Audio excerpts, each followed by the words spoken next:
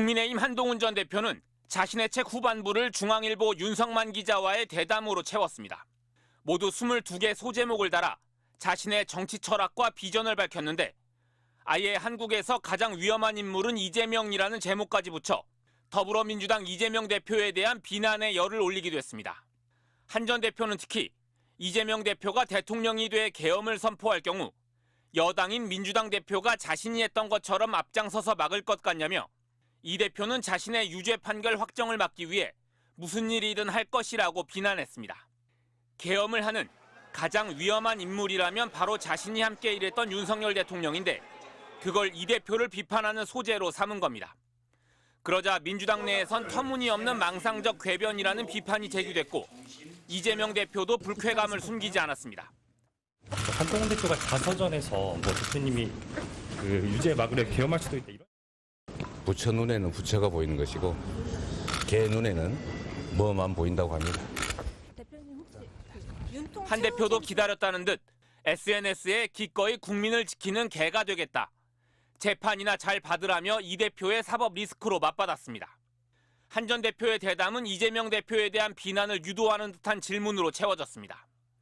이 대표가 강성 지지자들을 이용하는 건 어제 오늘 일이 아니고 갈수록 심해지는 것 같다. 이 대표의 비호감도가 50%를 넘는다는 질문들이 이어졌습니다. 유력 대선 주자인 이재명 대표를 70여 차례나 언급하면서 대척점에 서 있는 자신의 존재감을 부각시키려는 의도로 보입니다. 한 전 대표는 윤석열 대통령의 2인자, 같은 검사 출신이라는 점을 의식한 듯 검사 출신으로 일반화해서 보지 말아달라. 법무부 장관과 여당 대표를 지낸 단련된 정치인으로 봐달라는 당부를 책에 담았습니다.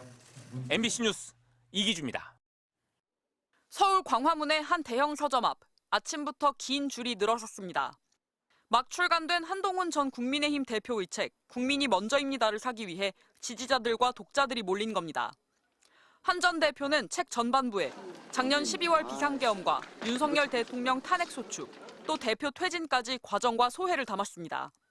작년 12월 3일 비상계엄 당일 한 대표는 자신이 군사장비에 관심이 많은 소위 밀덕인데 계엄군이 착용한 렌즈 4개짜리 야간 투시경을 보고 놀랐다.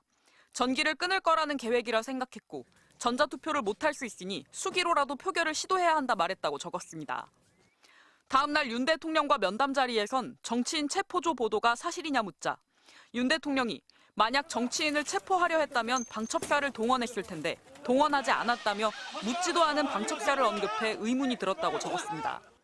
도대체 어쩌려고 이러나 오래전부터 알던 그 사람이 정말 맞나 하는 생각이 들었다고도 적었습니다. 계엄이 그렇게 경고성일 수는 없죠. 계엄을 그렇게 했을 수 있겠습니까? 지난해 총선에 불출마한 건 온전한 자신의 뜻이 아니었다고 처음 밝혔습니다. 윤 대통령이 총선을 이기려면 지역구든 비례든 불출마하라고 요구했다는 겁니다. 윤 대통령에게 고마운 마음이 크고 사적 인연으로 괴로움이 컸다고 밝히면서도 지난 1년간 가장 용기 있게 대통령 잘못을 바로잡으려 했던 사람이 자신이라고 스스로 평가했습니다.